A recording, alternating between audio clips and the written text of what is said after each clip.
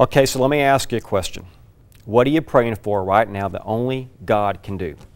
I'm not asking what you're praying that you can go manipulate the response of. I want to know, what are you praying for that only God can do? In my book, Pray Big, I introduced the concept of big, hairy, audacious prayers. Big, hairy, audacious prayers are the kind of prayers that require an action from God. You can't make things happen.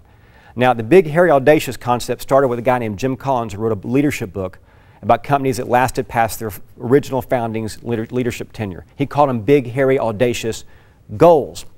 Well, I thought, look, if leaders can have big, hairy, audacious goals, why can't Christians have big, hairy, audacious prayers? And I'm telling you, when you read this book right here, that's the kind of praying God calls for in Scripture. He wants us to pray big. He wants to ask Him for some pretty serious things. Let me give you an example. Picture Zechariah in Luke chapter 1 in the temple. He's been drawn by Lot to offer his sacrifices there before God. And he's there.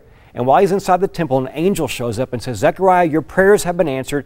You and your wife Elizabeth are going to have a baby. Now, typically, when people get pregnant, they don't get angelic announcement. But this was a big deal because Zechariah and Elizabeth were both well in their 80s or 90s.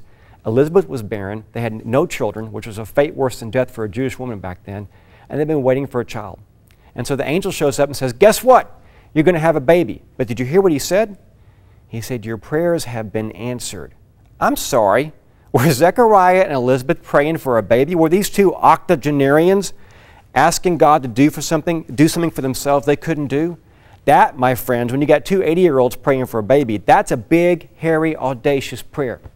I think they got their inspiration from Abraham and Sarah, who God promised Isaac to when they were ancient in years. So, what about you? What are you praying for that's big and that's hairy and that's kingdom level and that absolutely requires the work of God in your life? Friends, that's the kind of praying God promises to answer. That's the kind of praying He wants you to do. A real-life example. When our church was real small, we started looking for a place of property there in Austin, Texas, where I live. And God led us out west of town to some beautiful hills, and we found a little small piece of land, about 10 acres, very narrow, on a highway with lots of visibility. And we thought, this would be great for God to put us here. So we took our staff out one day, sat on that piece of land, held hands and prayed, and said, God, give us this land. And I want to tell you, that was a big, hairy, audacious prayer. We had no money, we had no resources, and no way to make it happen. Well, I love to say we missed it by a mile. Literally. Because a mile up the road, there were 60 acres of land with a gorgeous view of Austin on the highest point of the city of Austin. That's where our church is, Austin Christian Fellowship, today. We prayed for 10 acres, a big, hairy, audacious prayer, and God gave us 60. Our church sits on the highest piece of land in the city of Austin as this light in the darkness, a city on a hill testifying to God's goodness. Friends, are you ready to start praying some big, hairy, audacious prayers? Are you ready to use the Bible as your guide and ask God to do some kingdom-level things in your lives? That's what He wants to do.